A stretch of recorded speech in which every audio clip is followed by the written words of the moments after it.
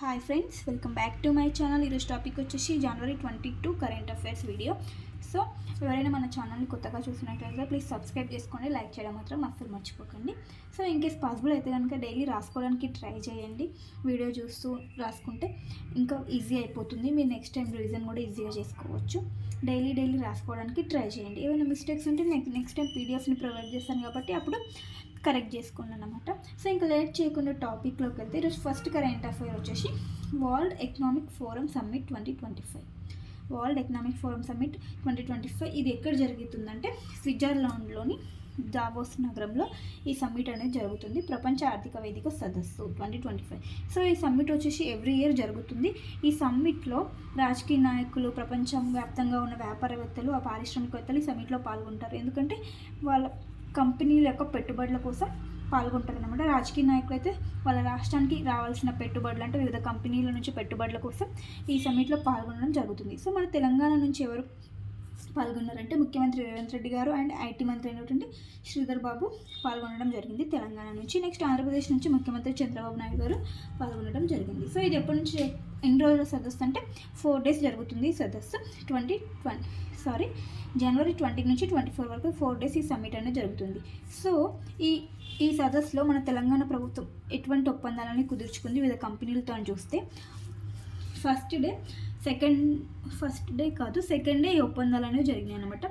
Rocket తయారీ పరిశ్రమని కోసం ఒక ఒప్పందం జరిగింది. ఏ కంపెనీతోనంటే స్కై రూట్ కంపెనీతోటి 500 కోట్ల ఇన్వెస్ట్మెంట్తోని ఒక ఒప్పందం కుదుర్చుకుంది తెలంగాణ ప్రభుత్వం. రాకెట్ తయారీ పరిశ్రమ ఏ కంపెనీతో ఒప్పందం కుదుర్చుకుందంటే స్కై రూట్ కంపెనీతోటి. నెక్స్ట్ వచ్చేసి ఇంకొకటి పామాయిల్ ఫ్యాక్టరీకి నెక్స్ట్ బాటిల్ క్యాప్ యూనిట్ ఏర్పాటు కోసం ఏ కంపెనీతో ఒప్పందం కుదుర్చుకుంది అంటే యూనిలీవర్ కంపెనీతో తెలంగాణ ప్రభుత్వం ఒప్పందాన్ని కుదుర్చుకుంది. నెక్స్ట్ వచ్చేసి ఇంకొకటి మెగా కంపెనీతో కూడా ఒప్పందం కుదుర్చుకుంది. ఇది మన హైదరాబాద్ కంపెనీనే, కానీ అక్కడ ఒప్పందం అనేది కుదుర్చుకోవడం జరిగింది. 15,000 కోట్లతో ఆధునిక పంప్ స్టోరేజ్ విద్యుత్ ప్రాజెక్టు, నెక్స్ట్ అనంతగిరి కొండలలో వెల్నెస్ రిసార్ట్, నెక్స్ట్ బ్యాటరీ శక్తి నిల్వ వ్యవస్థ, వీటికి సంబంధించిన ఒప్పందాన్ని మెగా ఇంజనీరింగ్ ఇన్ఫ్రాస్ట్రక్చర్ లిమిటెడ్ తోని ఒప్పందం కుదుర్చుకోవడం జరిగిందనమాట. ఇది సెకండ్ డే అనమాట. సో ఇంకా 4 days ఉంది, ఇంకా 2 days ఉంది కాబట్టి ఇంకా ఒప్పందాలు అనేవి పెరుగుతాయి. సో నెక్స్ట్ క్లాస్లో నేను అవి యాడ్ చేస్తాను అనమాట. సో బేసిక్గా మీరు ఇక్కడ గుర్తుంచుకోండి, ఎక్కడ జరిగింది వేదిక, ఎన్ని రోజులు జరుగుతుంది, ఎవరు పాల్గొన్నారు, ఏ ఒప్పందాలు జరిగినాయి, ఏ కంపెనీలతోనని గుర్తుంచుకోండి. నెక్స్ట్ వచ్చేసి డొనాల్డ్ ట్రంప్ అధ్యక్ష బాధ్యతలు చేపట్టాడు కదా అమెరికా నూతన అధ్యక్షుడు ఎవరు? డొనాల్డ్ ట్రంప్, 47వ అధ్యక్షుడు. సో ఇతను అధ్యక్ష బాధ్యతలు చేపట్టిన తర్వాత కొన్ని ఒప్పందాలపై కొన్ని వాటి నుంచి వైదొలగడం జరిగింది అమెరికా. సో అవి మెయిన్గా ఏంటంటే ప్యారిస్ ఒప్పందం నుంచి అమెరికా వైదొలిగింది. అమెరికా ప్యారిస్ ఒప్పందంలో ఇప్పుడు ఉండట్లేదు, ఎగ్జిట్ అయిపోయింది. నెక్స్ట్ వరల్డ్ హెల్త్ ఆర్గనైజేషన్ కూడా అమెరికా అనేది ఎగ్జిట్ అయిపోతుంది. సో ఇక్కడ వరల్డ్ హెల్త్ ఆర్గనైజేషన్కి అమెరికా వచ్చేసి $500 మిలియన్ అనేది అమెరికా ఇవ్వడం జరుగుతుంది. చైనాతో కంపేర్ చేస్తే చైనా వచ్చేసి $39 మిలియన్ చైనా ఇవ్వడం జరుగుతుంది అనమాట. సో ఇప్పుడు వరల్డ్ హెల్త్ ఆర్గనైజేషన్ నుండి కూడా అమెరికా వైదొలుగుతున్నట్టు తెలిపింది డొనాల్డ్ ట్రంప్ తెలపడం జరిగింది. నెక్స్ట్ వచ్చేసి జన్మతః పౌరసత్వాన్ని కూడా రద్దు చేయడం జరిగింది. అంటే అమెరికాలో పుట్టిన పిల్లలు ఉంటారు కదా, వాళ్ళకి జన్మతః అంటే పుట్టిన తర్వాత వచ్చే అమెరికా పౌరసత్వాన్ని రద్దు చేయడం జరిగిందన్నమాట. నెక్స్ట్ గల్ఫ్ ఆఫ్ మెక్సికో పేరుని గల్ఫ్ ఆఫ్ అమెరికాగా మార్చడం జరిగింది. నెక్స్ట్ ఇంకొకటి ఏంటంటే ఇంటి నుండి పనిచేసే ఉద్యోగులు ఉంటారు చూడ, ఆ విధానాన్ని కూడా రద్దు చేయడం జరిగింది ప్రభుత్వ ఉద్యోగులకి. నెక్స్ట్ కరెంట్ అఫైర్ వచ్చేసి ఒక పుస్తకం చంద్రబాబుపై, ఏపీ ముఖ్యమంత్రి అయినటువంటి చంద్రబాబుపై ఒక పుస్తకాన్ని జర్మన్ మరియు ఫ్రెంచ్ భాషల్లోకి అనువదించడం జరిగింది. నేమ్ వచ్చేసి చంద్రబాబు ఎక్స్ఓ. ఈ బుక్ని జర్మన్ ఫ్రెంచ్లోకి అనువాదం చేశారు. సో ఈ బుక్ని ఎవరు రచించారంటే డాక్టర్ శాఖమూరు శ్రీనివాస ప్రసాద్ రచించడం జరిగింది. సో ఈ బుక్లో ఏముంటుందంటే ప్రపంచవ్యాప్తంగా తెలుగు జాతిని శక్తివంతం చేయాలని ప్రపంచంలోనే వాటికి సంబంధించిన చంద్రబాబు యొక్క ఆలోచనని ఈ బుక్లో పెట్టడం జరిగిందన్నమాట. ఎవరు? డాక్టర్ శాఖమూరు శ్రీనివాసరావు. నెక్స్ట్ వచ్చేసి ఒక బుక్ హౌ ఇండియా స్కేల్డ్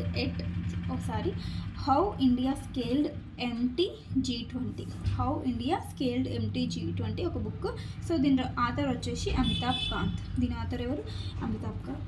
కాంత గుర్తుంచుకోండి. నెక్స్ట్ కరెంట్ అఫైర్ వచ్చేసి ప్రపంచంలోనే అత్యంత విలువైన 10 ఐటీ సేవల బ్రాండ్లోనే ఒక నివేదిక రావడం జరిగింది, రిపోర్ట్. ప్రపంచంలోనే అత్యంత విలువైన 10 ఐటీ సేవల బ్రాండ్లలో మన భారత్కి సంబంధించినవి కూడా ఫోర్ కంపెనీస్ ఉండడం జరిగింది. సో అవి ఏంటంటే ఫస్ట్ వచ్చేసి అమెరికాకు సంబంధించి యాక్సెంచర్ కంపెనీ, నెక్స్ట్ వచ్చేసి భారత్కి సంబంధించిన టీసీఎస్ ఉంది, ఇన్ఫోసిస్ ఉంది సెకండ్ థర్డ్ ప్లేస్లో, 8th ప్లేస్లో వచ్చేసి హెచ్సిఎల్ టెక్నాలజీస్ ఉంది, నెక్స్ట్ విప్రో వచ్చేసి 9th ప్లేస్లో ఉంది అని గుర్తుంచుకోండి. మన భారత్కి టాప్ 10లో 4 కంపెనీస్ చోటు చేసుకున్నాయన్నమాట భారత్కి సంబంధించినవి, TCS, Infosys, HCl technologies, Wipro గుర్తుంచుకోండి. నెక్స్ట్ వచ్చేసి హురూన్ గ్లోబల్ ఇండియన్స్ లిస్ట్ 2024 లిస్ట్ని రిపోర్ట్ని ఇవ్వడం జరిగింది, నివేదిక. హురూన్ గ్లోబల్ ఇండియన్స్ లిస్ట్ అనమాట. సో ఇలా టాప్ 10లో ఎవరు ఉన్నారంటే ఫస్ట్. సో ఇక్కడ ఏంటంటే మీరు కంపెనీస్ గుర్తుంచుకోండి, కంపెనీస్ సీఈఓస్ కానీ చైర్మన్స్ ఎవరు కానీ గుర్తుంచుకోండి. ఎందుకంటే లాస్ట్ గ్రూప్ 3లోనో గ్రూప్ 2లోనో ఎగ్జామ్లో అడిగారు, కంపెనీ నేమ్ ఇచ్చేసారు, వాటికి సంబంధించిన చైర్మన్ నేమ్ ఏంటని ఆర్డర్లో అంటే మ్యాచ్ చేయమని. నెక్స్ట్ వచ్చేసి ఇక్కడ ఏదో వచ్చిందంటే శంతను నారాయణ, అడోబ్ వచ్చింది, సత్యనాదెల్లా, సుందర్ పిచ్చై, ఇవన్నీ వచ్చినాయి. సో మీరు కంపెనీ నేమ్, చైర్మన్ అయితే చైర్మన్, సీఈఓ అయితే సీఈఓ నేమ్ని గుర్తుంచుకోవడానికి ట్రై చేయండి.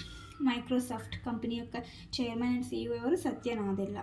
సో ఈయన టాప్ 1లో ఉన్న టాప్ 1లో హురూన్ గ్లోబల్ ఇండియన్ లిస్ట్లో. సెకండ్ ప్లేస్లో వచ్చేసి Sundar Pichai, Alphabet company. Next Neel Mohan వచ్చేసి YouTube, Thomas Kurian Google cloud company, Shantanu Narayen Adobe company. Next Sanjiv Lamba Linde, Vasant Narasimhan Novartis, Arvind Krishna IBM, Vimala Kapur Honeywell, Kevin లోబోస్ striker అనే కంపెనీ. సో ఇది టాప్ 10 అన్నమాట. టాప్ 5 అయితే గుర్తుంచుకోండి. నెక్స్ట్ వచ్చేసి ఒక ఇంజిన్, స్క్రామ్ జెట్ ఇంజిన్ పరీక్ష విజయవంతంగా జరిగింది. సో ఈ ఇంజిన్ని అభివృద్ధి చేసింది ఎవరంటే defence research and development laboratory, DRDL, ఇది హైదరాబాద్లో ఉంది, ఇది అభివృద్ధి చేసింది. సో ఇది ఇంజిన్ ఏంటంటే supersonic combustion ram jet, దీన్ని స్క్రామ్ జెట్ అంటారు. సూపర్ సోనిక్ కంబస్టన్ రామ్ జెట్ని స్క్రామ్ జెట్ అంటారు. సో ఇది దేశంలోనే మొదటిసారి ఇది జరిగింది, దేశంలోనే ఇది మొదటిసారి, దీని యొక్క స్పెషాలిటీ. సో ఇది ఏంటంటే స్క్రామ్ జెట్ ఇంజన్ అంటే హైపర్సోనిక్ క్షిపణులు ఉంటాయి కదా, దానిని అభివృద్ధి చేయడంలో ఈ ఇంజన్ కీలక పాత్ర వహిస్తుంది. హైపర్సోనిక్ క్షిపణులు, ఈ హైపర్సోనిక్ క్షిపణి అంటే ఏంటంటే ఇది అంటే హై స్పీడ్లో వెళ్తుందన్నమాట. ఎంత హై స్పీడ్లో వెళ్తుందంటే ఇది ధ్వని వేగం కంటే 5400 కిలోమీటర్ల కంటే వేగంతో ఇది వెళ్ళడం జరుగుతుంది, ఈ క్షిపణి, హైపర్సోనిక్ క్షిపణి. సో దీన్ని అభివృద్ధి చేయడంలో ఈ స్క్రామ్ జెట్ ఇంజిన్ అనేది ఉపయోగపడుతుంది. సో ఇది దేశంలోనే మొదటిసారి విజయవంతంగా జరిగిన పరీక్ష, డిఫెన్స్కి సంబంధించింది ఇది. నెక్స్ట్ కరెంట్ అఫైర్ వచ్చేసి భారతదేశ వృద్ధి రేటు అంచనా, డైలీ టాపిక్ ఉంటుంది ఇది, ఎకానమీకి సంబంధించి డైలీ చేంజ్ అవుతూనే ఉంటుంది వృద్ధి రేటు అంచనా అనేది. వివిధ సంస్థలు అనేవి ఈ వృద్ధి రేటుని అంచనా వేయడం జరుగుతుంది. సో అవన్నీ డైలీ చేంజ్ అవుతూనే ఉంటుందన్నమాట. సో ఇలా అంచనా వేసిన సంస్థల్లో ఫస్ట్ వచ్చేసి మూడీస్ అనే సంస్థ 2024-25 సంవత్సరానికి భారతదేశం యొక్క జీడిపి వృద్ధి రేటు 7% ఉంటుందని అంచనా వేయడం జరిగింది, మూడీస్ సంస్థ. నెక్స్ట్ వచ్చేసి CII, confederation of Indian industries, ఈ సంస్థ వచ్చేసి 2025 అంటే వచ్చే ఆర్థిక సంవత్సరంలో భారతదేశం యొక్క జీడిపి వృద్ధి రేటు 7% ఉంటుందని అంచనా వేయడం జరిగింది. సో ఎకానమీ పాయింట్ ఆఫ్ వ్యూలో ఈ వృద్ధి రేటు అనేది చేంజ్ అవుతానే ఉంటుంది. సో గుర్తుంచుకోండి. నెక్స్ట్ వచ్చేసి 2 న్యూ ఫిష్ స్పీసీస్, అంటే ఫిష్ స్పీసీస్ అనేవి వార్తల్లో ఉన్నాయి. సో అవి ఏంటంటే 2 new gobi fish species found in AP, ఆంధ్రప్రదేశ్లో అవి ఉన్నాయి. ఈ 2 స్పీసీస్ ఎక్కడ అంటే కొరింగా శాంక్చువరీలో బయటపడ్డాయి అన్నమాట. ఈ 2 న్యూ గోబీ ఫిషెస్ ఎక్కడ అంటే ఏపీకి సంబంధించి, ఆంధ్రప్రదేశ్. ఏ శాంక్చువరీ అంటే కొరింగా శాంక్చువరీ. సో వాటి నేమ్స్ వచ్చేసి హెమిగోబియస్